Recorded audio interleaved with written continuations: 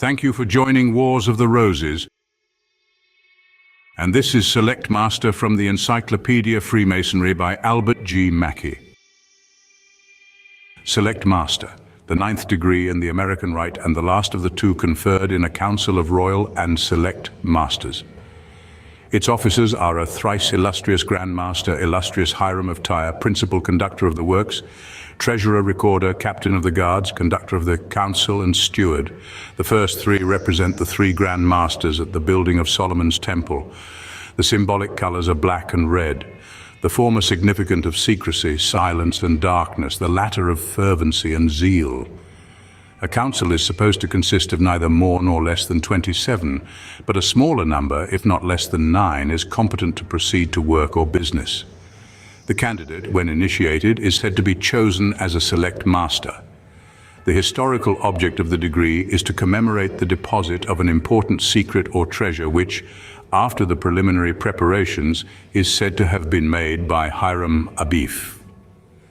The place of meeting represents a secret vault beneath the temple. A controversy has sometimes arisen among ritualists as to whether the degree of Select Master should precede or follow that of Royal Master in the order of conferring. But the arrangement now existing by which the Royal Master is made the first and the Select Master the second degree of cryptic masonry has been very generally accepted, and this for the best of reasons. It is true that the circumstances referred to in the degree of Royal Master occurred during a period of time which lies between the death of the chief builder of the temple and the completion of the edifice, while those referred to in the degree of Select Master occurred anterior to the builder's death. Hence, in the order of time, the events commemorated in the Select Master's degree took place anterior to those which are related in the degree of Royal Master, although in Masonic sequence the latter degree is conferred before the former. This apparent anachronism is, however, reconciled by the explanation that the secrets of the Select Master's degree were not brought to light until long after the existence of the Royal Master's degree had been known and recognized. In other words, to speak only from the traditional point of view, Select Masters had been designated, had performed the task for which they had been selected, and had closed their labors without ever being openly recognized as a class in the Temple of Solomon.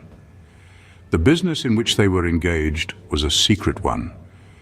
Their occupation and their very existence, according to the legend, were unknown to the great body of the craft in the first temple.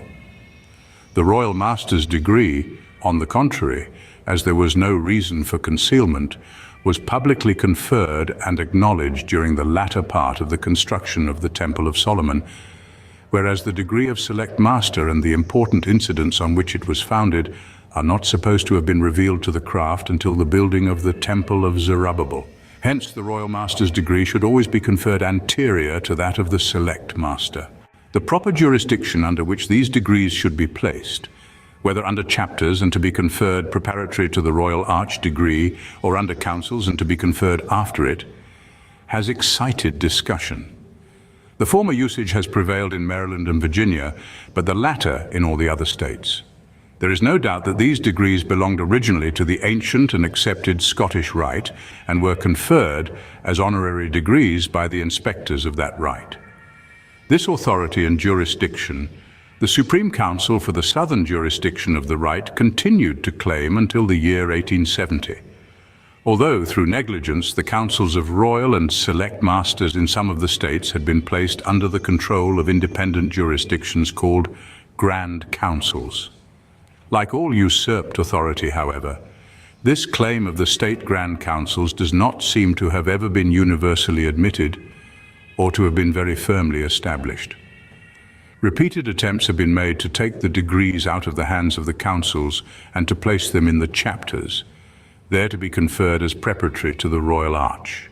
The General Grand Chapter in the Triennial Session of 1847 adopted a resolution granting this permission to all chapters in states where no Grand Councils exist, but seeing the manifest injustice and inexpediency of such a measure, at the following session of 1850, it refused to take any action on the subject of these degrees. In 1853, it disclaimed all control over them and forbade the chapters under its jurisdiction to confer them.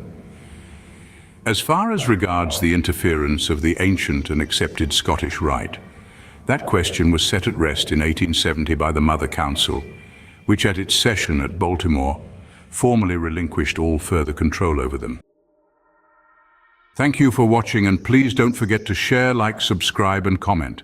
And if you can, please consider donating to Wars of the Roses. Links to PayPal and Patreon are in the description. Thank you so very much.